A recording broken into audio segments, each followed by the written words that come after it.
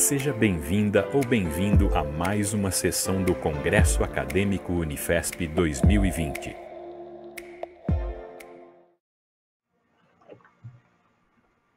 Ok. Bom dia a todas e todos. Bem-vindos ao Congresso Acadêmico da Unifesp, nosso último dia de congresso. Meu nome é Fernando Kinker, eu sou professor aqui da Unifesp, do curso de Terapia Ocupacional e atualmente sou pró-reitor adjunto de graduação. E vou ser o mediador, ter a honra de ser mediador dessa sessão. Desde já eu queria agradecer a todos que nos assistem, e em especial aqui a equipe que está nos ajudando, a Elaine, que é intérprete de Libras, o Rodrigo, que está na parte técnica, a Isabel e a Gabriela, que estão no background, aí ajudando nas questões que possam aparecer. Bom, o nosso tema de hoje, o tema dessa sessão é ciência e religião. Por que esse tema é importante? Só para localizar as pessoas e possibilitar a participação.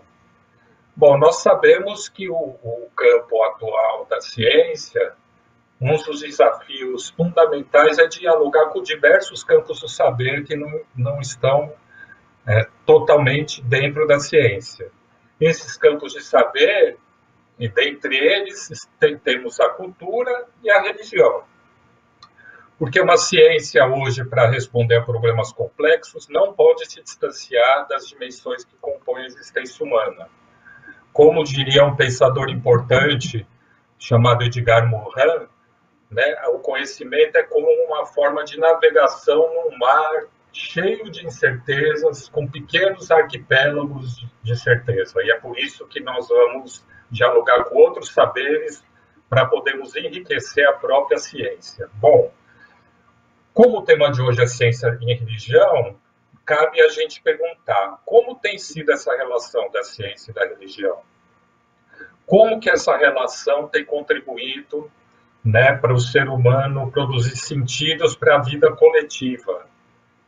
Como ela tem favorecido por uma convivência saudável, para a tolerância, a solidariedade, uma vida com intensidade, em momentos, inclusive em momentos de crise como esse que nós estamos passando por conta da epidemia. Bom, para a nossa mesa, que vai trabalhar um pouco essas questões, nós temos aqui algumas autoridades religiosas, né, que têm em comum o fato de terem dedicado sua vida à luta pelo bem comum em suas diversas áreas de atuação. Então, com muita honra e prazer, eu vou apresentá-los aqui, fazer um breve resumo, brevíssimo, da trajetória deles, e depois eu vou explicar como que nós vamos fazer aqui a ordem das falas, porque, felizmente, temos todos aqui presentes. Queria, em primeiro lugar, em nome da Unifesp, dizer que é uma honra e um prazer imenso estar podendo participar dessa mesa com vocês, né, e que a universidade, na verdade, se enriquece muito e fica muito honrado com essa possibilidade. Bom, nosso primeiro convidado é o Rabino Davi Weitman, que nasceu na Bélgica, frequentou academias talmúdicas em Israel, França e Nova York, graduou-se em 79 como juiz de corte rabínica, quando chegou ao Brasil. Fundou o Centro Judaico Shabá Morumbi e, 2 anos depois, estabeleceu a instituição beneficência israelita TIA. E tem dedicado a isso a trajetória no combate à fome e ao resgate da dignidade das pessoas carentes. Já vou apresentar também o Sheikh Muhammad Al-Bukai, que nasceu na Síria, formou-se em Estados Islâmicos e Árabes e pós-graduou-se em estudos islâmicos também na Síria, licenciou-se em Ciências da Religião na Universidade Al-Azhar, no Egito, fez mestrado em Direito e Política Islâmica na Malásia. Está no Brasil desde 2007 e foi fundador e vice-presidente da Associação Oásis Solidários para a Ajuda de Refugiados, é sheik da Mesquita Brasil e diretor da União das Entidades Islâmicas. Em terceiro lugar, temos o padre Júlio Lancelotti, que é sacerdote católico, formado em pedagogia e teologia, foi professor primário, universitário, membro por muito tempo da Pastoral do Menor da Arquidiocese de São Paulo, desde o seu início, e há mais de 10 anos é o vigário episcopal do Povo de Rua, e é pároco da Igreja São Miguel Arcanjo, e tem aí uma história de luta marcada também pela emancipação, na luta, né, pela emancipação das pessoas em situação de miséria e exclusão. E, por último, o nosso querido também Tata Enkici Katovangessi, que é dirigente tradicional do Insulto Bansi, que é dirigente de Candomblé de Matriz de Terreiro, foi fundador do Instituto Latino-Americano de Tradições Bantu, que é mantenedora do Insulto Bansi. É jornalista de profissão, bacharel em Direito, licenciado em Letras, especialista em Educação para relações étnico-raciais e também um lutador pela igualdade racial no Brasil e pela garantia dos direitos. Muito bem, estando apresentados nossos convidados, eu passo a palavra ao Rabino Davi Weidman, como está na ordem, tá? Então, agora que compomos toda a nossa mesa, primeiro, então, a palavra ao Rabino, posteriormente o Sheik, o Padre e o Tata, tá? Na ordem que estabelecemos. Como vários dos nossos convidados têm problemas com o horário, porque têm atividades eles são muito requisitados, né? Nós vamos, então, fazer uma fala rápida de 15 a 20 minutos e, eventualmente, se der tempo para alguma pergunta. E depois eles estão, é claro, têm a liberdade de se ausentar se assim for necessário, tá ok? Mas agradeço muito a possibilidade de todos aqui presentes. Por favor, Rabino. Bom dia, muito obrigado pela honra, pelo convite para uma conferência tão importante, para um seminário sobre religião e ciências, principalmente num momento como este, que nós estamos passando agora, um momento de pandemia, quando muita gente vai precisar e precisa diariamente da ciência, da medicina, da tecnologia, várias regras sanitárias. Sem dúvida, um seminário como este é de suma importância e parabéns à Unifesp e a todos os organizadores. E mais uma vez, obrigado pelo convite. Ciência e religião. Dentro do judaísmo, estes dois andam perfeitamente bem, com muita solidariedade, muito respeito um para o outro. A gente se dá bem faz muito tempo. Aliás, no judaísmo, de vez em quando, até o cientista, o médico, pode atuar mais que o rabino. Vou dar um exemplo apenas prático. O dia mais sagrado no judaísmo durante o ano é o dia de Yom Kippur, o dia do perdão, o dia onde realmente todo mundo jejua 24 horas, um dia muito especial, mesmo os judeus eventualmente não tão praticantes naquele dia, o dia super importante. E o que acontece se alguém não pode jejuar? Ele não está bem de saúde, alguma coisa, tem uma fraqueza. Quem vai decidir é isentá-lo de jejuar? Não é o rabino, se consulta o médico. A última palavra vai ser o médico, porque cada um do seu campo. O rabino pode entender dos livros sagrados, estudou, sem dúvida, a Bíblia, a Torá, o Talmud, mas, neste momento, nós vamos ouvir a palavra de um perito, e neste caso vai ser o médico. E assim com todos os demais representantes das ciências. Nós temos uma palavra muito importante no Talmud, que é a lei oral judaica. Na Bíblia, quando você lê a narração bíblica da criação do mundo, que Deus criou o mundo em 6 dias e no 7º descansou, lá consta o seguinte, que Deus no 7º dia descansou, mikol melachto, de todo o trabalho que ele fez, estou falando em hebraico, que ele fez, de todo o trabalho que ele criou, asher bara la'asot, para fazer. De tudo que ele criou para fazer. O que significa para fazer? Para fazer o quê? Explica o Talmud para consertar, para melhorar. Deus deixou este mundo inacabado, permitindo ao homem melhorar, dando uma possibilidade até o homem ser sócio, na verdade, na obra de Deus. Magnífico. Deus é o Criador que criou este universo magnífico, grande, enorme, e realmente que a gente ainda nem descobriu tudo que tem nele, Porém, deixou certas coisas inacabadas e permite ao homem de fazer, de consertar, de melhorar. O que significa? Na prática, da mesma forma que Deus não criou o pão saindo do chão, não tem nenhum bolo que cresça no campo. Crescem, na verdade, cereais. Você pega o trigo e a cevada, você vai colhendo, moendo, fazendo farinha, depois assando, sai o pão. Esta parte é o homem que faz. A mesma coisa as roupas, não vêm prontas. A gente tem que tecer, na verdade, o fio e fazer, e depois costurar, e assim diante sai a roupa. Assim também, em tudo que tem neste mundo, o homem pode melhorar e ser sócio de Deus, e acrescentar, e facilitar, e isto é a ciência, a tecnologia.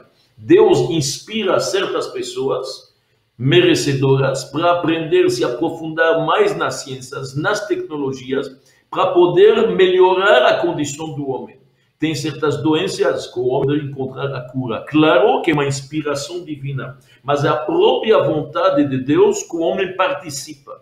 É interessante, muitas religiões demoraram muito para permitir ao médico curar o doente, achando se ele está doente, é a vontade de Deus, não vamos mexer. Então, durante muitos séculos, muitas grandes religiões demoraram para permitir. Na Bíblia judaica consta claramente que quem cuida da doença é o médico, tem que consultar o médico, porque esta é a vontade de Deus. Deus quer que a gente participe. Então, tem doenças, o homem descobre a forma, na verdade, de curar, que é a medicina, tecnologia, melhorar cada vez mais, vacinas e assim diante. E o homem se torna um sócio de Deus. Claro, inspirado por Deus.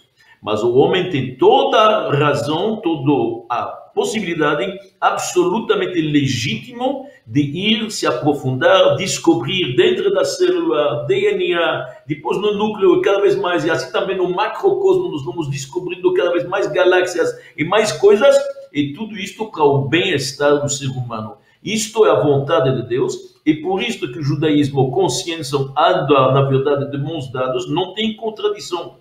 Houveram certas épocas que a ciência era muito dogmática, e a ciência era muito determinante, então achava que são valores absolutos e entrava aparentemente em contradição. Aparentemente, estou falando.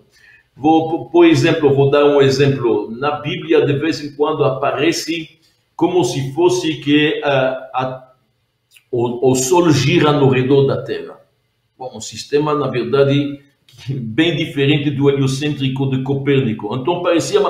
Hoje, qualquer cientista sabe que, na verdade, as duas teorias são corretas. Por quê? Porque desde que chegou Einstein, e Einstein nos ensinou que quando você tem, na verdade, dois corpos que estão em movimento, um no redor do outro, os dois se mexem, os dois estão em moção, você pode falar que este gira do outro na frente, outro gira na frente do outro. Não é errado. Hoje a ciência, qualquer cientista sabe que ele não está determinando fatos. Ele está analisando fenômenos. E máximo ele pode dizer, esta hipótese tem mais probabilidade de ser correta ou menos probabilidade. Mas a ciência vai evoluindo, ela é empírica. Ela, na verdade, analisa certos fenômenos e tira conclusões, mas não é mais dogmática. Então, não tem absolutamente nenhuma contradição entre ciência e religião. A não ser que a pessoa não entenda de ciência ou não entenda de religião. Mas se entende dos dois, eles devem andar de mãos dadas juntos para servir ao ser humano e para melhorar a condição das criaturas. Esta é a vontade de Deus. Tem um porém importante. Este porém é o seguinte, já que o ser humano ele tem livre-arbítrio, e Deus inspira ele tem a possibilidade de raciocinar, de pensar, de entender, de se aprofundar, de criar, de inventar, de escrever, de patentear e tudo isto. Ele pode também inventar coisas nocivas. O ser humano tem uma boa inclinação e uma má inclinação. Nós somos feitos de alma e de terra. De vez em quando puxa para coisa boa, de vez em quando abaixa para coisa não tão boa. Então, o ser humano tem que se cuidar nesse livre-arbítrio, usar o conhecimento científico para beneficiar o homem. Isso é que é importante. Nós temos um episódio disso na Bíblia. Todo mundo conhece o episódio de Caim e Abel, que Caim, num certo momento de raiva contra Abel, acabou matando ele. Foi o primeiro assassino, infelizmente, neste universo, na humanidade. 7 gerações depois, um bisneto de Caim, se chama Tuval-Caim na Bíblia. Tuval-Caim significa melhor que Caim. Por quê? A Torá descreve ele que foi o primeiro ferreiro, foi o primeiro serralheiro que trabalhou, na verdade, o ferro e fez armas. So ele falou, eu sou melhor que Caim. Meu bisavô, quando matou Abel, fez isso com as mãos, não sabia como fazer. Eu criei armas. Já que ele era um serralheiro, ele usou para fazer armas. E isto foi ruim, infelizmente. Porque um serralheiro pode fazer uma faca para matar, ou pode fazer um bisturi para salvar, para um cirurgião. Este é o grande desafio da ciência. O grande desafio nosso, com todo o conhecimento humano que tem, dádiva do Criador, do Todo-Poderoso, é usar as coisas bem. Saber usar para o bem. Tudo neste mundo tem duas faces, como a tecnologia que estamos usando agora. Esta internet, estas coisas que estamos usando, todas as redes sociais e mídias, maravilhoso. Pode ser usada para salvar pessoas, para fazer seminários com essas conferências, para melhorar a humanidade. Ou Deus nos livre, pode ter uma sub-internet com coisas feias e horrorosas e indecentes. Então tudo está na nossa mão. Então é muito importante lembrar-se duas coisas. Com o livre-arbítrio, escolher o bem. A força nuclear pode ser usada para Deus fazer coisas erradas, como houve na Segunda Guerra Mundial em Hiroshima. Ou pode, num hospital, ter, na verdade, raios e medicina nuclear que salva pessoas que têm doenças graves. O ser humano tem que usar seu conhecimento científico e toda a tecnologia que temos a serviço do Criador, a serviço do ser humano, fazendo o bem. Esta é a primeira condição. E a segunda condição para ter sucesso a ciência e andar junto com a religião é lembrar-se que o ser humano é apenas uma criatura. Jamais o cientista médico, ou seja, o homem que ganhou o prêmio Nobel, pensar que ele é Deus. Ele é apenas uma criatura. Deus o inspira, Deus o permite inventar, Deus dá para ele força, mas vamos lembrar bem que ele não é o Criador. No Talmud está escrito que se juntam todos juntos, todos os cientistas do mundo, no laboratório só, não serão capazes de criar um mosquito a partir do nada. Pode criar mosquitos a partir de larvas, ovos, criar seres a partir de filhotes, a partir, na verdade, de sêmen, tudo é possível. Mas a partir do nada, somente o Criador. Deus criou este universo ex nihilo, a partir do nada. Isto jamais o ser humano será capaz de copiar. Então é importante lembrar-se as nossas limitações. Isso é muito importante saber. Os seres humanos, inspirados por Deus, com uma dádiva extraordinária de raciocinar, de se aprofundar, e de inventar, e de descobrir uma série de coisas que já existem na vida. Estamos apenas revelando o que já tem. Deus já colocou tudo isso na criação do mundo. E nós estamos revelando, levando à tona para poder ver isto e aproveitar. Então, que Deus ajude que realmente neste momento que nós nos encontramos, um momento crucial, importantíssimo para a humanidade, realmente precisamos de ciência, dos médicos devotos, como eles estão, e merece aqui todo o nosso respeito, uma bênção grande para todos eles, que Deus proteja eles, que eles tenham saúde, e que possam logo encontrar a cura desta pandemia, e em geral de todas as coisas ruins, para todos terem saúde e possamos viver num mundo de paz e de harmonia. Amém. Vamos deixar um tempo para as perguntas. Como foi falado, acho que é interessante o debate. Eventualmente, se tem alguma pergunta, eu estou disposto aqui a responder, por favor. Ok. Eu anotei aqui, nós vamos ter que dividir bem o tempo, né? Mas eu acho que tem uma questão que os demais posteriormente também vão poder responder, que diz respeito um pouco a como que as práticas religiosas têm lidado com a saúde física e mental, e também aquilo que o Rabino já trouxe um pouco, que como que lidar com essas dimensões diferentes da religião e da ciência, que o Rabino mesmo disse que não vê contradição, mas vê como colaboração, né? Então, se o Rabino puder falar um pouco também dessa questão de como essas práticas religiosas, né, contribuem para a saúde física e mental, por favor, Rabino. Perfeito, perfeito. A primeira coisa é importante lembrar que o judaísmo, eu acredito todas as religiões, falam que o corpo é o veículo que carrega a alma. Alma é energia divina. E ela se expressa através do corpo. Na alma tem o poder de visão, mas quem enxerga é o olho, quem anda é o pé, quem se mexe é a mão. O corpo ele é sagrado, porque ele carrega algo, um invólucro tão grande. E o corpo tem que ser bem conservado. Por isso é importante, pelo judaísmo, treinar o corpo, fazer exercícios, cuidar da saúde. Tudo isto é super importante. Maimônides, século XII, um dos maiores rabinos que nós temos e também um dos maiores expoentes, foi médico do sultão, do vizir, na época escreveu mais de 16 obras de medicina que foram usadas em várias universidades medievais. Maimônides escreve que ter o corpo saudável faz parte, na verdade, do serviço a Deus. Está servindo a Deus. Se você estraga seu corpo, você não consegue servir Deus. Então é importante manter a saúde do corpo saudável. O Maimônides escreve para seu aluno, aliás, o Sheikh é da Síria, ele tinha um aluno grande na Síria que se chamava Ibn Waqnin. Ele escreve para ele que a medicina é uma das artes mais nobres como servir o Criador. Assim ele escreve. Então é importante fazer exercícios, cuidar, e qualquer assunto no judaísmo que precisa escolher entre a religião e a saúde prevalece.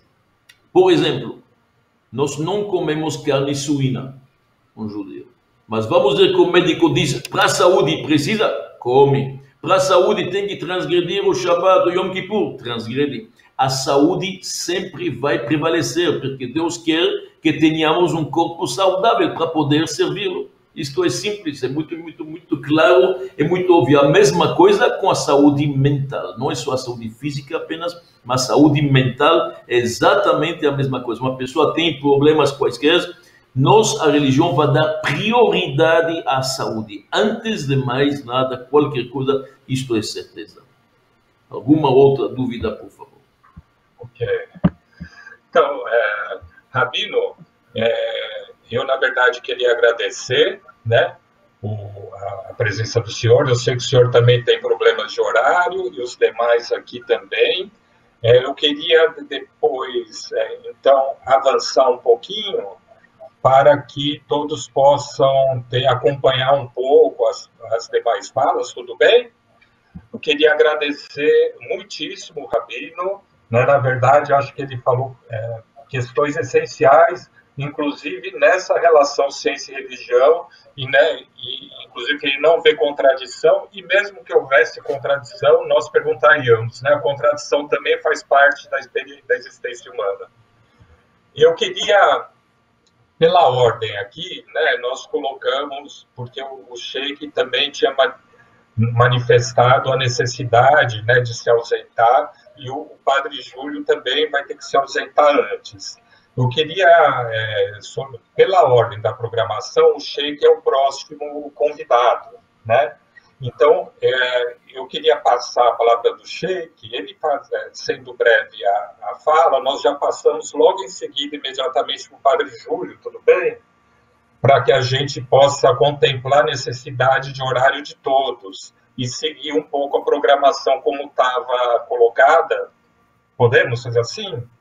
Então, queria passar, peço a compreensão, por favor, de todos vocês, queria passar a palavra para o Sheikh.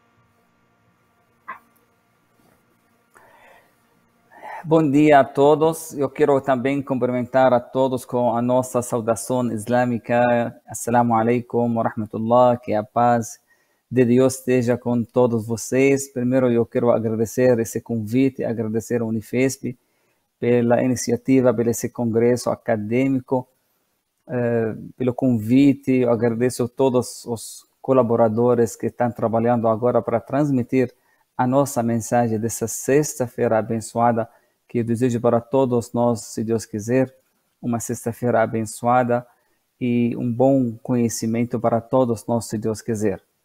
E depois disso, eu quero também destacar um pouco sobre trazer esse tema também para o mundo acadêmico, a ciência e a religião. Eu acredito é muito importante, porque até hoje, muito tempo, muitas pessoas sempre pensaram que existe uma certa contradição ou conflito entre a religião e a ciência. E, claro, isso baseado em tudo aquilo que aconteceu na Europa no século XVI e esses problemas e conflitos realmente, que foi mais com a igreja do que com a religião. Mas muitas pessoas, essa divergência acabou trazer essa separação entre a ciência e a religião, enquanto a gente percebe que a religião e a ciência andam junto. Então, acredito que trazer esse tema é muito importante para o mundo acadêmico hoje, é muito importante a gente repensar essa separação e pensar de novo como podemos lidar com esse assunto como integração, como duas coisas, porque são duas coisas importantes para o ser humano. Hoje percebemos, né, com todas essas novidades que a gente vive hoje, que a ciência não conseguiu substituir o lugar da religião. O lugar da religião, o ser humano ficou vazio, esse lugar ficou vazio, por mais que vivenciamos hoje em dia um momento muito avançado tecnologicamente na ciência de tudo, mas mesmo assim esse vazio que tem no ser humano pela espiritualidade ainda existe. Por mais que anos atrás profetizaram que a religião vai embora porque já chegamos ao auge, né, do ser humano, chegou um nível muito avançado, até pessoas assim profetizaram que Deus morreu e outros como Fukuyama, né, profetizou que esse é o fim da história no seu livro, que a democracia já da sistema político e também essa ciência, né, outras áreas, eles vão trazer o bem-estar do ser humano. Ele não precisa mais procurar a religiosidade, a espiritualidade, porque já ficou no auge. Hoje, mais do que nunca, né, depois de tudo isso, nós percebemos que isso aqui não foi certo. Isso aqui foi uma injustiça, né? O ser humano, ele precisa sim essa espiritualidade, esse vazio ainda existe. Toda a tecnologia, toda a ciência que a modernidade trouxe para nós, ele não consegue preencher esse lugar que foi reservado para a religião. Falando agora em relação ao Islã e a ciência, eu posso dizer que a relação entre a ciência e a religião islâmica nunca foi uma relação da inimizade ou um conflito. Ao contrário, no Islã, a religião foi o ponto da partida de viver uma civilização islâmica muito grande. Foi a partir da revelação do Alcorão que os árabes, os muçulmanos, eles enxergaram a importância de conhecimento, de adquirir conhecimento.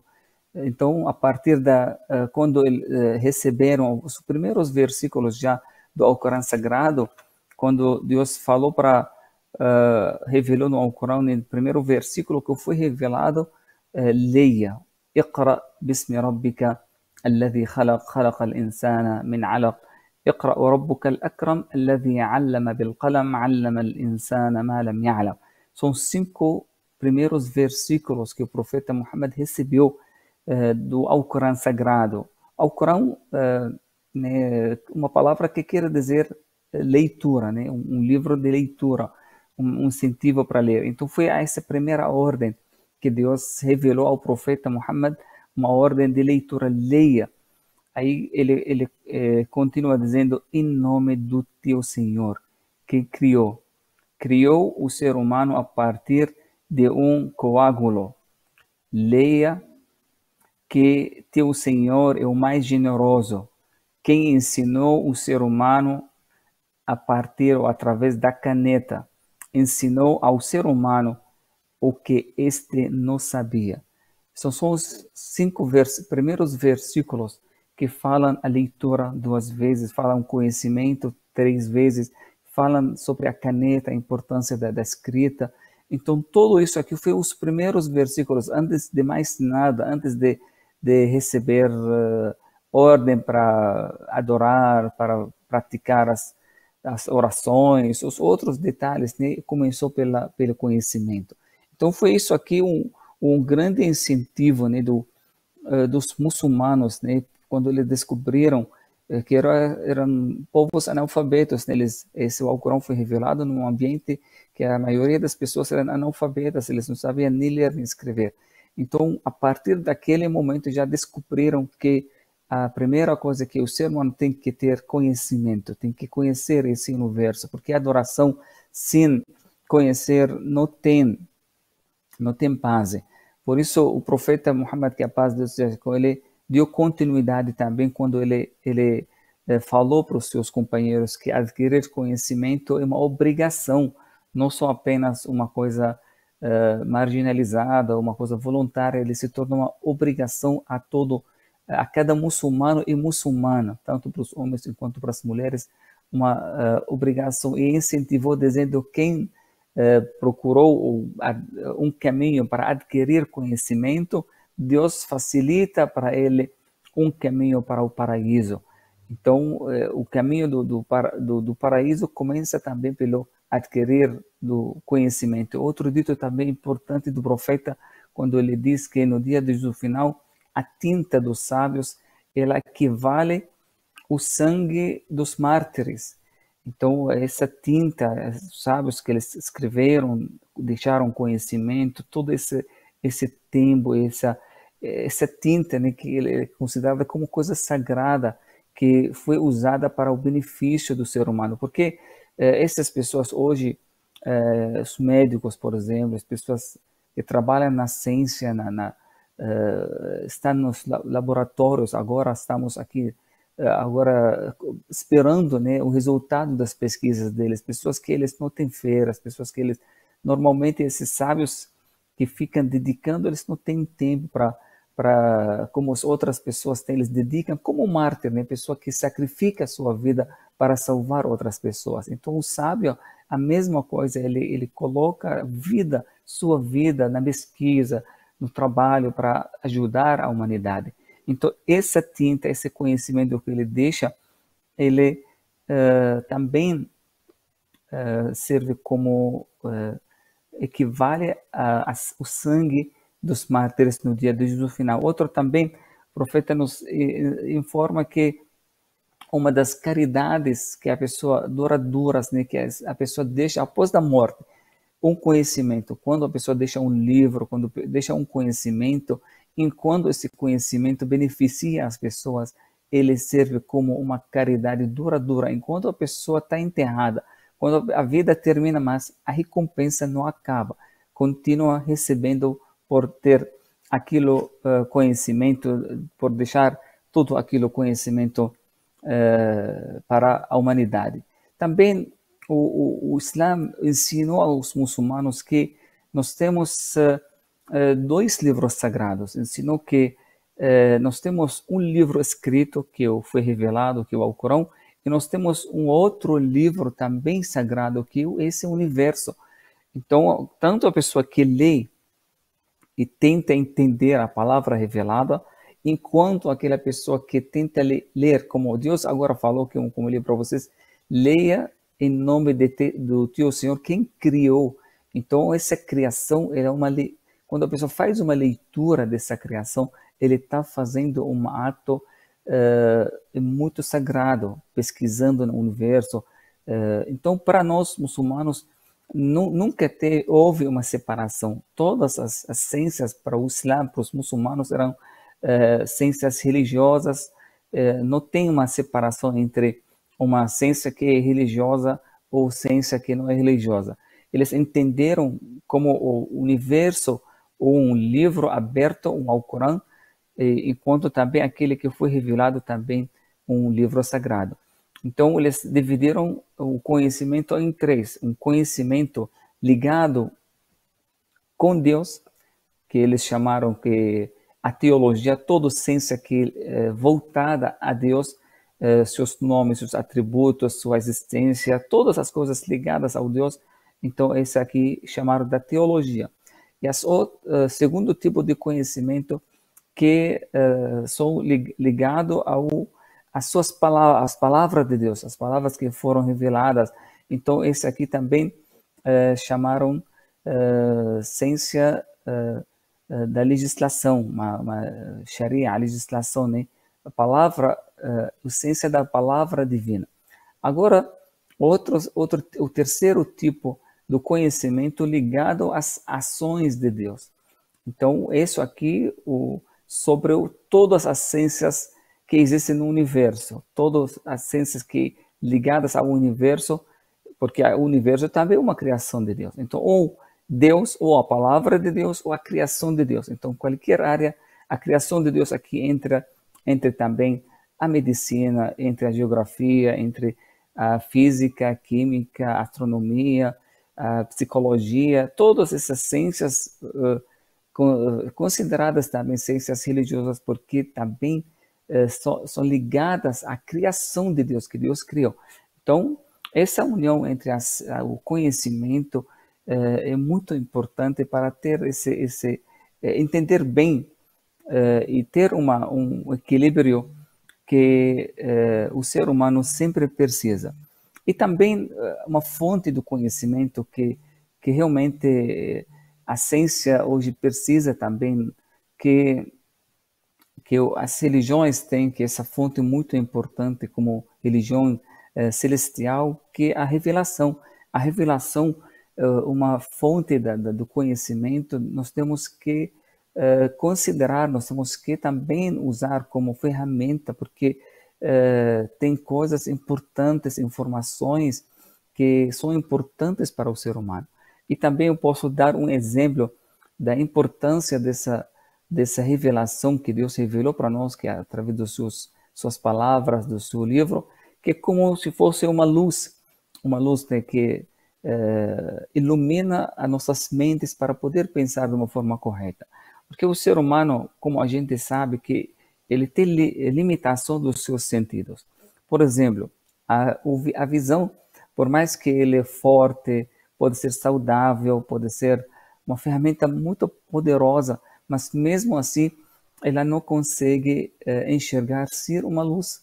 Se você entra na sua casa, por exemplo, à noite e não consegue enxergar nada no seu quarto, se acender a luz, claro, o problema não está na sua visão, não está nos seus olhos, porque nossa visão, nossos olhos não estão preparadas para ver as coisas sem uma luz. Então, a importância da luz para nossos olhos é fundamental. Então, as nossas mentes também, nosso raciocínio é muito poderoso, uma grande dádiva que Deus nos criou para nós. Mas mesmo assim, ela não consegue enxergar sem uma luz. A nossa mente não enxerga o invisível, enxerga só o visível. Não enxerga o futuro, não consegue profetizar o futuro, não sabe o que é após a morte que tem. Não sabe o passado, até o passado bem antigo. Nós temos muitas teorias, mas não temos certeza sobre o nosso passado, sobre o nosso futuro. Então, todas essas informações, nosso raciocínio, nossas mentes não estão preparadas. Então, o que a gente precisa para enxergar bem essas verdades? Precisa uma luz. O que essa luz vem? Através da luz divina. Por isso, Deus chamou o Corão como uma luz divina, que Deus enviou para a humanidade para iluminar o caminho, para eles enxergarem muitas coisas que nem a filosofia, nem a ciência nem consegue colocar ou responder essas grandes perguntas. Por isso essa luz é muito importante, que ajuda o ser humano a ter uma vida equilibrada. Então, esses fatores são muito importantes para que a gente entender como o Islã ele nunca tem uma separação, um conflito entre o que é científico, o que é um espiritual. Nós lemos, por exemplo, na história islâmica, nós temos muitos grandes nomes, né, que, como, por exemplo, Al-Biruni, né, dos grandes sábios de todos os tempos, né, como Al-Jahiz. Al-Jahiz, um dos filósofos muçulmanos que viveram no século IX, que ele colocou os primeiras teorias, né, da teoria da evolução. 1000 anos antes do Darwin, ele colocou já no seu livro Os Animais, ele colocou o início dessa teoria. Nós temos algoritmos, né, que é conhecido como Al-Khwarizmi, um dos grandes sábios também, que hoje a humanidade está devendo para esse sábio todo o trabalho matemático que ele trouxe para o mundo. Avicena, também Ibn al-Haytham, Averroes também, Ibn Nafis, são grandes nomes que o Islã, né, conseguiu inspirar essas pessoas a adquirir conhecimento e unir. Essas pessoas não eram sábios de uma área do conhecimento, mas essas pessoas estudaram todas as áreas juntas, né, a astronomia, a alquimia, a psicologia, a geografia, lógica, filosofia, física, matemática e também teologia. Então, eles conseguiram unir essas ciências e se tornaram e ofereceram para a humanidade grande conhecimento. Então, podemos dizer hoje, eu não, acho que o tempo já está voando, mas tem muita coisa ainda para falar, mas eu vou resumir para finalizar a minha fala, que o que nós temos que saber que a religião e a ciência existe uma ligação muito forte e nunca pode ser contraditório, porque são duas áreas, né? A ciência procura as coisas do universo, as coisas materiais, enquanto a religião mexe com uma outra área, mexe com o ser humano. Então, o ser humano, que ele vai mexer com a ciência, a religião cuida desse ser humano, para que essa ciência seja usada de uma forma correta. Deus diz nesse primeiro versículo: leia em nome do teu Senhor. Então, quando essa leitura, esse conhecimento, ele é adquirido na luz da religião, da luz divina, então essa ciência se torna uma ciência benéfica, que traz benefícios, evita qualquer danos que podem trazer. E quando o ser humano não está preparado espiritualmente, mentalmente, moralmente, então ele pode usar essa ciência, se a leitura, esse conhecimento, se a ciência foi fora dessa luz divina, então pode trazer muitos danos, em vez de trazer, como trouxe, como a gente viveu muitos problemas na vida. Então, sempre eles andam juntos, existe uma harmonia, um respeito, e nunca pode ser uma contradição entre a ciência e a religião. Agora, como a espiritualidade, a religiosidade, né, hoje, mais do que nunca, percebemos que a nossa necessidade para ter uma ligação com a fonte da vida, né? O que significa uma pessoa hoje nessa pandemia, nessa crise da saúde que estamos vivendo? O que significa uma pessoa ter uma ligação com Deus? Ele tem ligação com a fonte da vida, a fonte da força. Então, a pessoa que tem essa ligação, que diz, nós muçulmanos repetimos a palavra Allahu Akbar muitas vezes por dia, só na oração 17 vezes repetimos, 5 orações. Então, quantas vezes? Por quê? Porque quando você fala Allahu Akbar, quer dizer Deus é maior. Então, Deus é maior de qualquer problema, de qualquer vírus, de qualquer doença, de qualquer dívida, de qualquer desemprego, de qualquer problema que você pode enfrentar da sua vida. Na hora que você fala Allah é maior, então isso aqui traz para você uma certa tranquilidade, uma certa assim, felicidade, traz para você uma segurança, né, para a sua vida, porque hoje há um medo que pode estragar qualquer felicidade do ser humano. Então, acho que o tempo já está voando, eu não quero falar mais do que isso, eu quero agradecer essa oportunidade, eu quero desejar muito sucesso para todos, para esse congresso, muito obrigado pelo convite, que Deus abençoe todos vocês, que a paz de Deus esteja com todos vocês. Muito obrigado, Sheikh, uma simpatia também, a Unifesp agradece muito. Eu vou passar imediatamente a fala para o Padre Júlio, porque ele também está fazendo um grande esforço para conseguir o tempo de estar aqui, então eu vou deixar que um conjunto de questões venham posteriormente, e antes do Padre Júlio, eu queria só passar um recado aqui da nossa reitora, a professora Soraya Ismaili, que mandou especialmente um agradecimento, um abraço, que diz que se sente muito honrada com a presença de vocês.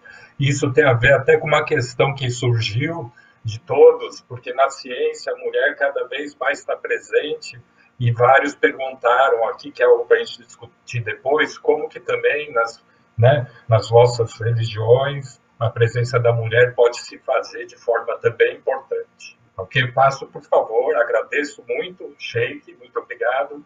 Passo imediatamente para o Padre Júlio, a quem também agradeço profundamente.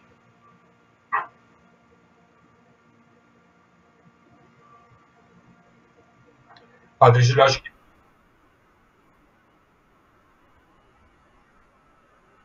tem um botãozinho.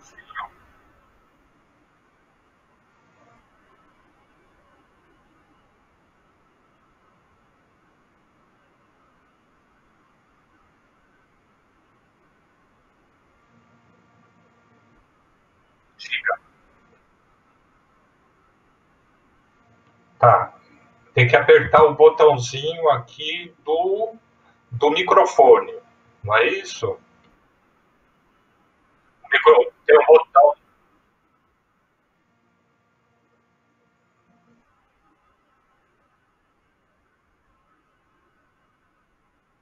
Ele está bem no meio.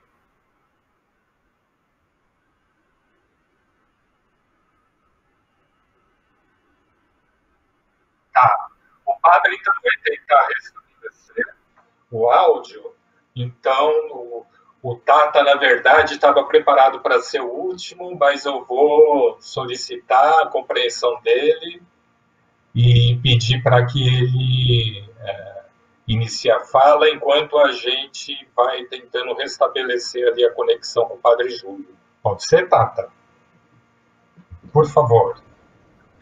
Bom, eu gostaria de cumprimentar a todas e todos participantes desse Congresso Acadêmico 2020, empreendido pela Universidade Federal de São Paulo, Unifesp, e cumprimento em especial a reitora, a professora doutora Soraya Ismaili, e em seu nome saudar todo o corpo da Universidade Federal de São Paulo, o professor Fernando, que modera este diálogo, e também cumprimentar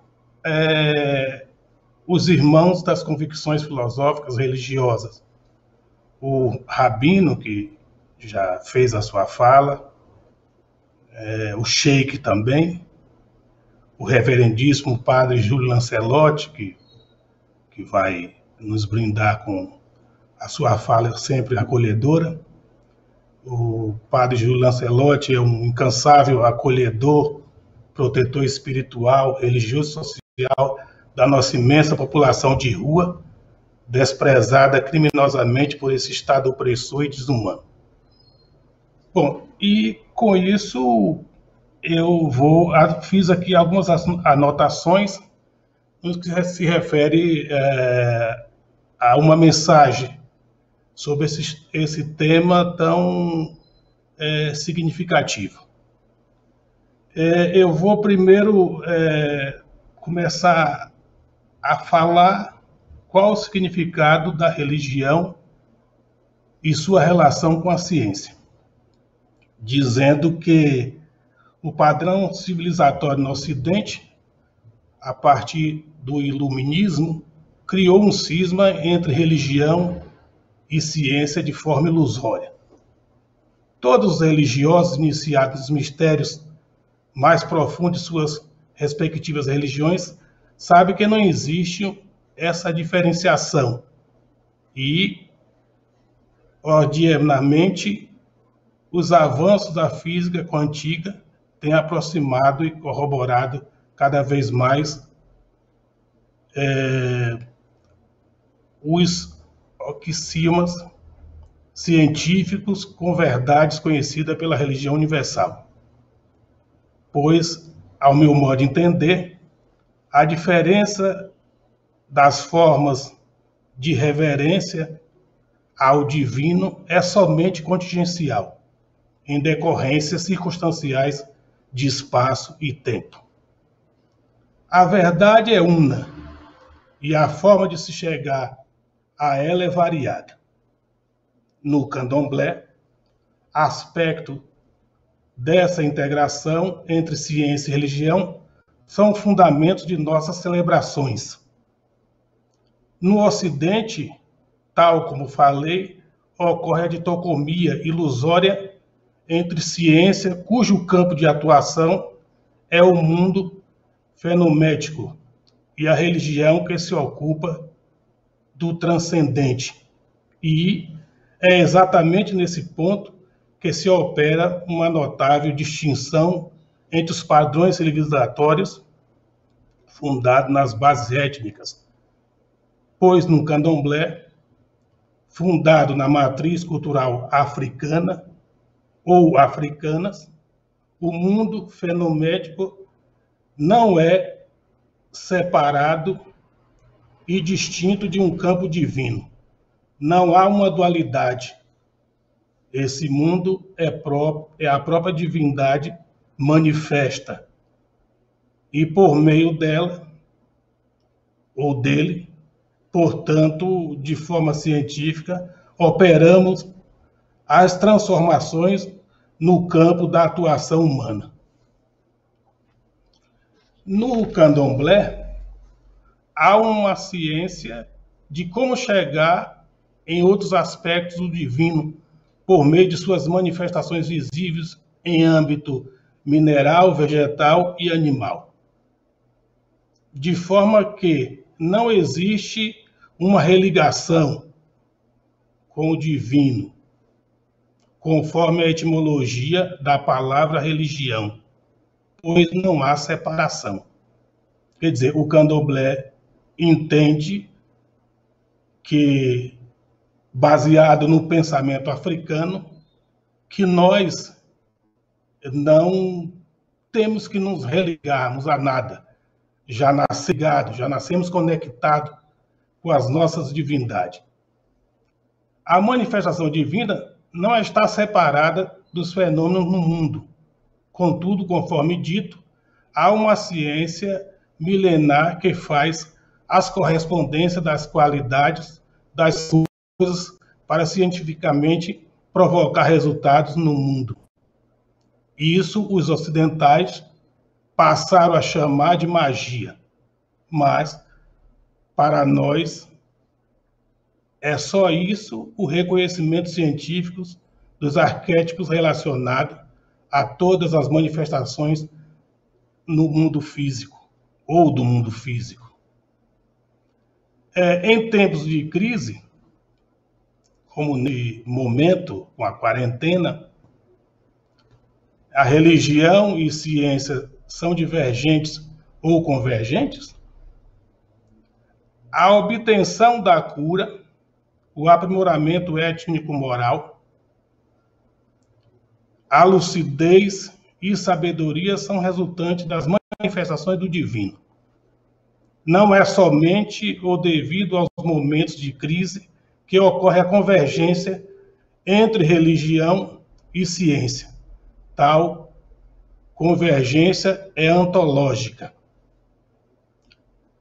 Entendo que a cura perpassa pela aplicação do entendimento humano sobre possíveis combinações de elementos vegetais, minerais, animais, capazes de restabelecer o organismo ao seu estado de equilíbrio.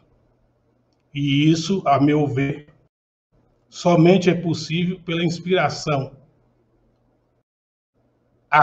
em linguagem poética, mas que para mim tem o sentido. E esse sentido nos vem do hálito dos ancestrais, do sopro do divino ao nosso entendimento. E assim é nos demais campos da atuação humana. E são esses momentos que nos deparamos com a realidade da morte, com o medo e a angústia, e é o que estamos vivendo neste momento de pandemia, de crise de saúde sanitária que assola a humanidade. De forma que as religiões, sejam elas quais forem, são capazes de nos manter confiantes, resilientes e animados pela compaixão, por perceber de forma indubitável o mesmo destino para todos nós. O ambiente acadêmico é um espaço de discussão e, em sentido lato, um espaço de busca para a verdade. Por essa perspectiva, a pluralidade presente nas diferentes narrativas referentes ao divino é profícua tanto para a produção acadêmica, em um sentido estrito, como para aproximar essas diferentes visões para perceberem o que há de comum entre elas, pode convergir para o aprimoramento da humanidade em um sentido ético, tecnológico e moral, pois são aspectos convergentes que erroneamente aprendemos a separar. As tradições africanas, repito, ela não tem o sentido de religião ou do religare, porque já nascemos ligados com a ancestralidade, com o poder espiritual dos nossos antepassados, dos nossos ancestrais. Eu, mais uma vez, reitero os meus sinceros agradecimentos a toda a Universidade Federal de São Paulo por ter propiciado esse momento para que as tradições africanas no Brasil, que também enxerga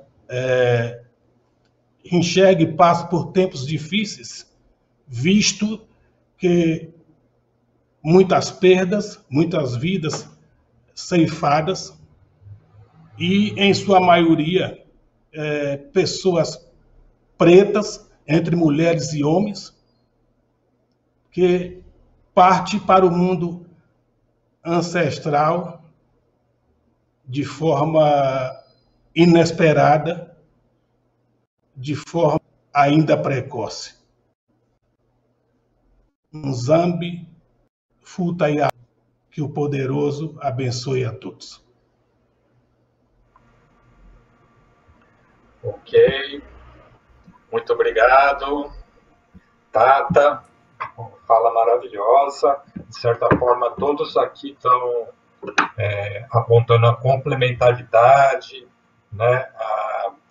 Que uma coisa não substitui a outra, da importância dessa soma e dessa multiplicação que enriquece a existência humana. Eu vou deixar as perguntas mais um pouquinho para frente. Queria saber, Padre Júlio, o senhor pode falar?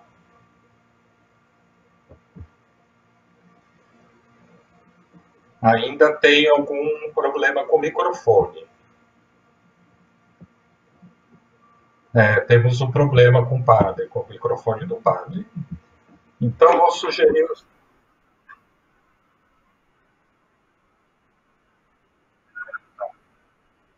Ok. Tá, teve um problema ali técnico, mas é possível que a gente consiga resolver. Então, eu vou propor aos participantes o seguinte, enquanto o Padre Júlio vai retornando, aliás, eu queria fazer um comentário importante, inclusive, nós vimos em outro debate o monge Hildebrando, falando da importância da compaixão. Ele entendendo compaixão como aquele lugar, né, aquela possibilidade da gente viver um pouco da nossa forma o que o outro vive, né? E dizendo que o exercício dessa compaixão tem que nos levar a criar a possibilidade da solidariedade, né? Solidariedade enquanto uma prática a qual você me ouve? Consegue ouvir? Ok. Sim, vamos lá. Agora, Padre Júlio, por favor. Só rapidamente, depois de 1 hora, eu só teria que dizer Axé, Shalom, Salam Aleikum. E saudar a todos que puderam antes colocar. Eu só diria que somos pela liberdade acadêmica, pela liberdade da escolha dos reitores, pela liberdade das universidades federais, para que elas tenham autonomia de escolher os seus reitores, autonomia científica. E, nesse sentido, gostaria de dizer que a ciência tem o seu estatuto, a religião tem o seu estatuto, tem a sua epistemologia, tem o seu método, a sua maneira de agir e de ser. São saberes autônomos que se informam mutuamente. Por isso, a importância da bioética em todo o desenvolvimento científico. A questão da bioética é muito importante para que a ciência seja também informada dos limites, assim como a ciência informa a religião dos seus limites e informa a religião para que tenha posições que não sejam anticientíficas, embora os dois saberes, na sua autonomia, tenham seus limites geográficos, os seus limites culturais, os seus limites religiosos. A ciência também não é neutra. Muitas vezes nós pensamos que a ciência é um saber absoluto e neutro, assim como a religião também não é neutra e não é um saber absoluto, que deve ter informação do outro. Até esses dias, alguns me perguntavam certas coisas tão comprometedoras que eu até perguntei: se a vacina contra o Covid-19 vier da China, a turma da direita não vai tomar porque é uma vacina comunista? Se a vacina vier de Cuba, nós não vamos usar porque a vacina é comunista?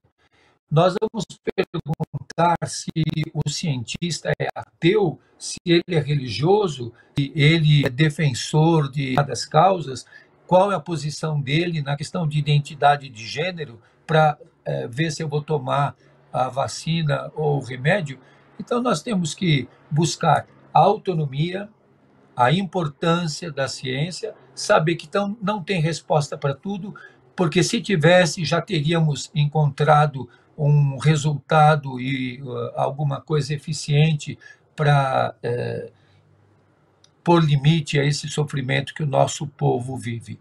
Então, ambos os saberes se informam mutuamente, têm o seu caminho, as suas metodologias, a sua epistemologia, mas tem uma relação. E essa relação não deve ser de conflito, nem de dominação, nem de imposição. Um informa o outro. Um informa o outro dos seus avanços, o outro informa o outro dos seus limites, da importância, por exemplo, de pensarmos dentro da bioética a questão da engenharia genética, a questão da manipulação genética, a questão de princípios éticos que devem estar orientando também a nossa pesquisa. Eu participei algumas vezes de comitê de pesquisa científica em hospitais, em institutos institutos de pesquisa, e é muito importante perceber que a própria ciência tem os seus limites, assim a religião tem os limites. Ciência, informações da bioética. Faltou nessa mesa uma mulher, e como tivemos a saudação da reitora, poderíamos ter aqui uma representante de alguma das religiões, para que essa mesa não fosse tão religiosa e tão masculina, para que nós não alimentemos nunca a misoginia, mas que tenhamos muito presente que dentro do cristianismo, Deus é trinitário, não é binário. Saudação a todos. Muito obrigado, Padre Júlio, ótima fala. Eu queria até comentar aqui, como nós vamos passar aqui para uma conversa, né? Uma mensagem aqui que uma pessoa da plateia colocou, que aí eu não sei, ela tá dizendo que foi o Padre Júlio que colocou em outro momento, quando ele falou o seguinte, Padre, depois o senhor pode confirmar.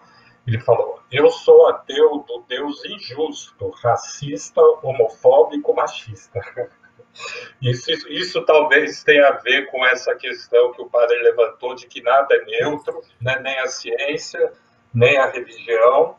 E eu queria resgatar aqui a importante também contribuição do Tata, né? Porque ele, de fato, trouxe a perspectiva do respeito também, não só entre a religião e a ciência, como também entre as próprias religiões. O Sheikh trouxe também na complementaridade que ele sugeriu entre ciência e religião, que a própria ciência, né, se a gente for pegar a genealogia, né, muito do que a ciência produziu também teve origem, de certa forma, né, em movimentos e saberes que vêm de outros campos, como a religião. E agora o padre nos brinda aqui, salientando que tanto a ciência como a religião tem limites, que uma deve respeitar o outro, e traz o tema central da questão da democracia, que nos é tão caro hoje em dia, e tanto na discussão da religião como da ciência, e por isso que temos que ser o quanto mais democráticos, os cientistas com os religiosos, porque é assim que a gente enriquece a existência humana, e a existência do mundo também, não só a existência humana. Eu queria só lançar uma pergunta ou duas para que, se possível, os convidados pudessem responder, tá? Tem uma observação aqui central, que é a seguinte, eu vou até ler. Se, na essência, todas as religiões convergem para o bem de forma altruísta e contemplam o conhecimento científico, de onde vocês entendem que surgiu essa dicotomia tão difundida entre ciência e religião? Seriam os interesses egoístas acirrados pelo poder de dominação? Então, essa é uma complexa questão. Acho que a gente podia somar essa à questão anterior, que foi também salientada e lembrado agora pelo padre, que é a questão do lugar do feminino, né? Tanto na ciência como na religião. Então, eu queria passar aí, na verdade, acho que o padre também acabou desconectando. Então, eu gostaria, se o Sheikh pudesse comentar algo a respeito, do ponto de vista dele, e posteriormente o Tata, pode ser? Vamos lá? Sheikh, pode ser, Sheikh? Em verdade, por mais que a gente fala que a religião uma revelação, uma coisa, mas quem entende, quem interpreta e quem pratica é o ser humano. Quando fala do ser humano, o ser humano ele tem essa capacidade de manipular às vezes usar de uma forma errada. Então, quando realmente a religião foi usada, não foi praticada, ele trouxe para nós essas contradições. Foi usada por muitos interesses, né, econômicas ou políticas. Então, pode trazer realmente conflitos, pode trazer problemas. Por isso é muito importante desse lado cuidar o ser humano. O foco da religião construir um ser humano, moralmente, espiritualmente e mentalmente. Então, enquanto o ser humano está bem construído, o resto das coisas não vai, nada funciona, nem a democracia, quando o ser humano, porque ele tem essa capacidade, nem a religiosidade, porque ele manipula às vezes, ele se puxa para o seu lado. Então, esse aqui é o que realmente a gente sofre como seres humanos. Por isso é importante, eu sempre falo que o ser humano precisa de 3 coisas, além de ensinar, educar e também purificar. Essa purificação que a religiosidade e a espiritualidade trouxe para nós é muito importante para complementar a construção de um ser humano que represente Deus aqui na Terra. Ok. Tata, gostaria de comentar essas questões? Sim. Olha, o pensamento africano, né, principalmente advindo dos nossos mais velhos, que são os detentores dos saberes e fazeres ancestrais, não acreditamos nessa coisa do bem e do mal. A nossa crença está fundamentada basicamente, absolutamente, no acolhimento, na proteção, na ressignificação da vida. Entendemos que essa coisa do bem e do mal foi criada como uma forma de dominação.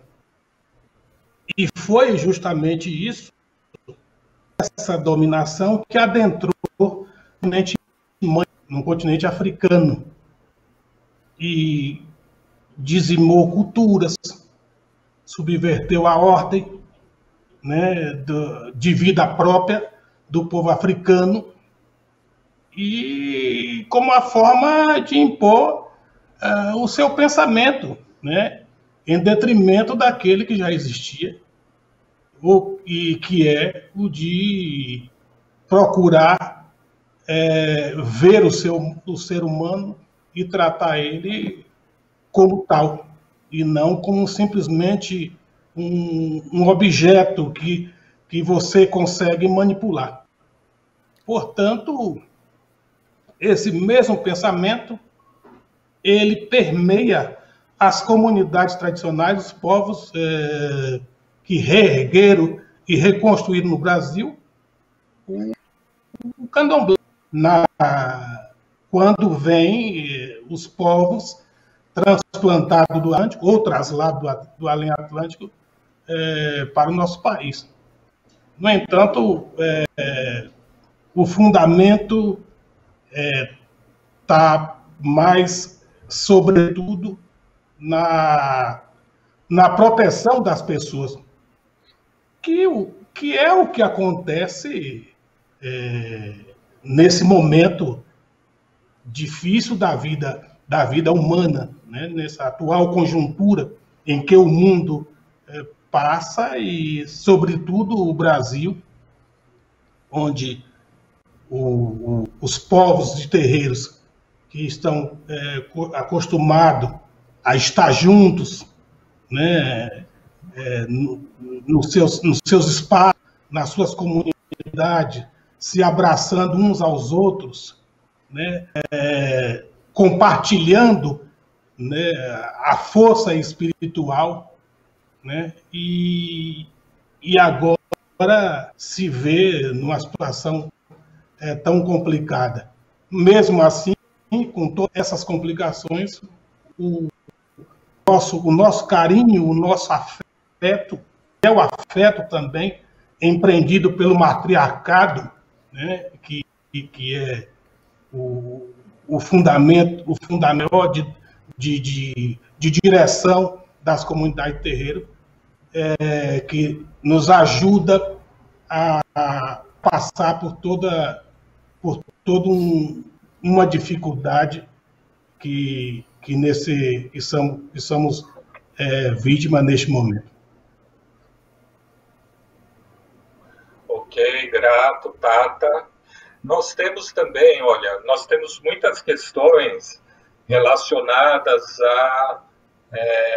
pontos que talvez sejam pontos de atrito históricos entre as ciências e as religiões, por exemplo, como que se deu origem da vida e tantas outras questões que estão sendo aqui colocadas, que acredito, e aí eu queria, na verdade, responder essa pergunta, reforçando a ideia de que a gente também, né, para o enriquecimento tanto da religião e da ciência, é fundamental que possamos trabalhar com as contradições, conviver com as contradições e não acirrar o conflito entre elas. Nesse aspecto, eu vou tomar liberdade de poder fazer outras questões, tá? Nesse tempo que nos resta aqui. Uma delas diz respeito à comunidade LGBTQIA+, né? De como os religiosos veem a forma como a sociedade encara um pouco essas pessoas, e aí a gente podia falar também de todos os grupos que são, de fato, marginalizados ou que sofrem violência no sentido de não aceitação das diferenças. Isso é uma questão. E aí eu queria emendar uma questão que eu tomo a liberdade de, com o moderador, fazer, que é a seguinte: como vocês e suas comunidades viveram ou estão vivendo esse momento da pandemia, né? E se vocês acham que ela trouxe alguns aprendizados ou não, quer dizer, como que sairemos dessa pandemia? Sairemos iguais como antes ou se há diferenças? Eu acho que essa questão também ela é central e tem sido central no Congresso, e gostaria muito que vocês, como autoridades religiosas, também pudessem colocar um pouco o ponto de vista acerca dessa questão. Pode ser? O Sheikh poderia iniciar, por favor? Então, eu vou falar rapidamente, depois eu vou ter que sair, porque hoje é sexta-feira, daqui a pouco eu vou começar o sermão da sexta-feira, alguns minutos depois, então eu vou ter que pedir permissão, vou responder rapidinho, mas depois eu vou ter que sair, infelizmente tenho que sair para começar o sermão da sexta-feira de hoje. Então, mas eu posso dizer que eu espero que a gente não volte naquele normal que a gente chama hoje normal, porque essa situação normal que a gente vivia, que nos trouxe para essa situação. Por isso, para mim, não era normal, porque a gente poderia evitar muitos assim, problemas ou danos dessa pandemia se a gente tivesse preparado antes, né? Então, esse normal que a gente quer voltar, a gente quer, na verdade, aproveitar esse problema para melhorar a nossa situação, para a gente investir onde deveria investir os nossos recursos, né? A gente hoje percebe a importância da ciência, né? Da medicina, da centro da pesquisa. Então, onde a gente tem que investir no conhecimento, da educação, é muito importante. Hoje, a ciência e o conhecimento é uma questão da sobrevivência. Então, uma pandemia, se fosse um pouco mais forte do que essa, poderia acabar com o ser humano, se o ser humano não está preparado. Então, a gente percebe os nossos pontos fracos. Agora, tem muitas outras lições que, claro, que nós temos que sair melhor, nós temos que sair mais fortes e bem preparados para o próximo. A vida é cheia de desafios, cheia de... Todo dia a gente tem medo de muitas outras coisas. Por isso, nós temos que ser preparados. E a religião nada mais do que uma ferramenta que nos dá força para poder encarar e enfrentar todos esses desafios na vida. Então, eu espero que a gente aprenda e saia melhor e não voltar para aquele normal, porque aquele normal que a gente chama do normal, eu acredito que ele não era normal, porque é ele que nos trouxe para essa situação difícil que estamos vivendo. Ok, muito grato, Sheikh. Sheikh, antes de passar a palavra para o Tata, eu já vou fazer um super agradecimento ao senhor, porque sei que possivelmente o senhor tenha que sair para as orações, e olha, foi muito, muito rico, esperamos ter o senhor aqui muitas outras vezes, ok? Muito obrigado. Eu que agradeço o convite e conta comigo sempre. Obrigado. Salam alaikum. Muito obrigado. Tchau. Eu queria passar a palavra para o nosso querido Tata. Por favor, Olha, Tata, fica à vontade. Antes de responder a sua pergunta, eu queria complementar a pergunta anterior e dizer da questão no tocante à ciência, né? Os povos tradicionais de matriz africana, os povos de terreiros,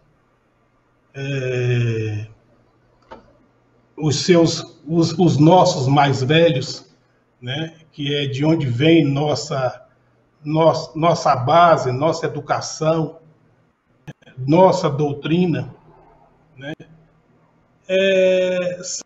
são pessoas, são povos detentores dos saberes e fazeres, né, e são pessoas que dominam desde a ciência, o conhecimento, a ciência da cura, das folhas, das ervas, das raízes, né, para a preparação dos medicamentos, né, e a prática da própria medicina tradicional, hoje ignorada pelo próprio Ocidente, né? Quando, nesse momento de pandemia, Madagascar, um país africano, descobre o remédio para a cura da Covid-19, a OMS, né, essas N organizações, que também são organizações de dominação, né, não reconhece, né, quando não reconhece também o papel do Inganga, do curandeiro, do Quimbanda, né, que são os conhecedores dos remédios tradicionais e não esses medicamentos fabricados em laboratórios que têm o sentido com a clara intenção de matar a própria população, o próprio ser humano. Então, essa prática da ciência, ela é muito comum nos terreiros de candomblé, né? Que na sua maioria é liderado por mulheres, né? Então, o candomblé, que é uma cultura uma cultura e o poder espiritual e ancestral africano reconstruído no Brasil, já exerce muito bem essa prática da ciência. Agora, no que se refere à sua última colocação, né, essa mesma tradição, que eu evito usar a palavra religião, como disse, nós não precisamos religar a nada, né? Já nascemos ligados e conectados com o nosso ancestral, com o nosso antepassado, né? São comunidades e espaço que acolhem o indivíduo como ele é. O nosso entendimento não é o que é indivíduo, o que é com o indivíduo, a forma como ele chega nos espaços. Muito pelo contrário, recebe o indivíduo, o ser humano, na sua naturalidade. E isso é um pressuposto dos inquice, orixás, né, voduns, caboclos, guias encantados. Então, não existe de forma alguma qualquer tipo de ignorância às pessoas pelo que ela é na sua naturalidade. Muito pelo contrário. Essas pessoas são excluídas de outros de outras denominações e são acolhidas nos espaços tradicionais de terreiros, nos terreiros de candomblé. Então, o apoio, né?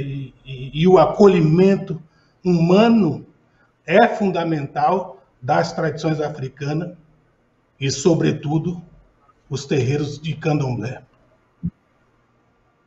Uhum. Ok.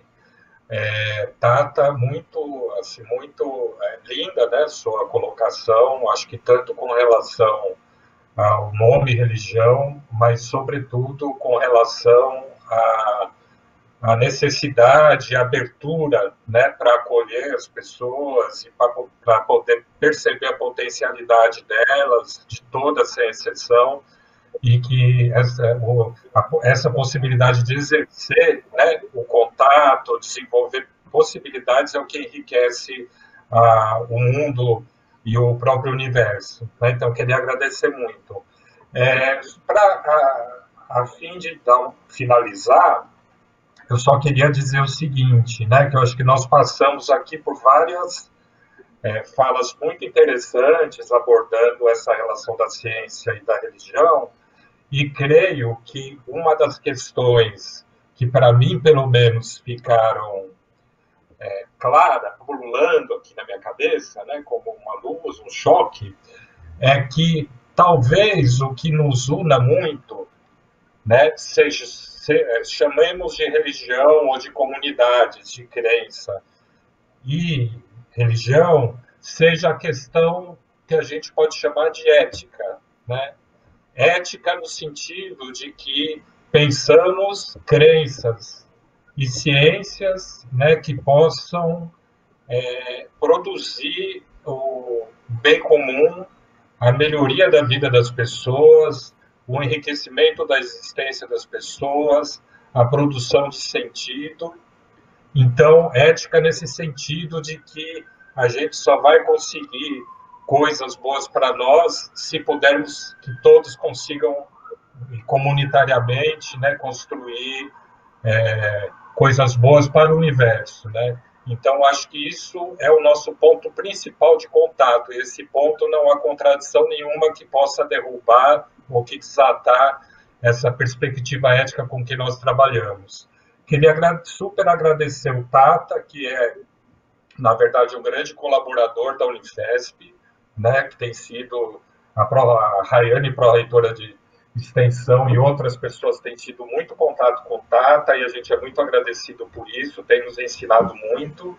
Queria dizer que ele também já o considera um amigo, apesar de nunca ter encontrado pessoalmente, mas também considero amigos ou os demais membros que eu vou aqui mencionar, que fizeram falas importantíssimas e também são pessoas todas como o Tata, muito ocupadas, muito solicitadas, que são o Rabino Davi Whiteman, o Sheikh Muhammad Al-Bukhari e o Padre Júlio Lancelotti.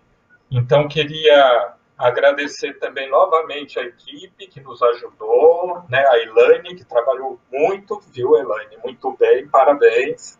O Rodrigo também, que está aí na assessoria técnica e que ajudou a gente a compilar aqui todas as partes. A Isabel, que está ajudando na conversa. Como?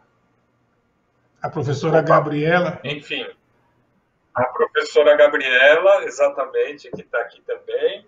Enfim, toda a comunidade Unifesp e principalmente todas as pessoas que vieram de fora para dialogar, porque uma outra relação que precisa se intensificar e que a Unifesp tem trabalhado muito nisso é a relação da sociedade com a universidade. Então, quando nós podemos dialogar com muita gente que está assistindo essas discussões e que não são da universidade, a gente acredita que está cumprindo o papel da universidade e muito mais. Estamos nos enriquecendo com isso enquanto universidade.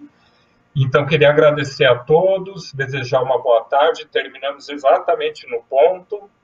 Um abração a todos e vamos, todas as vidas importam, como também foi dito por aí, e vamos juntos construir aí um mundo muito melhor, mesmo com essa pandemia e, sobretudo, após ela. Ok? Muito obrigado, abração, Tata, e abração a todos. Pois eu não, que pode falar, agradeço, Tata. eu que agradeço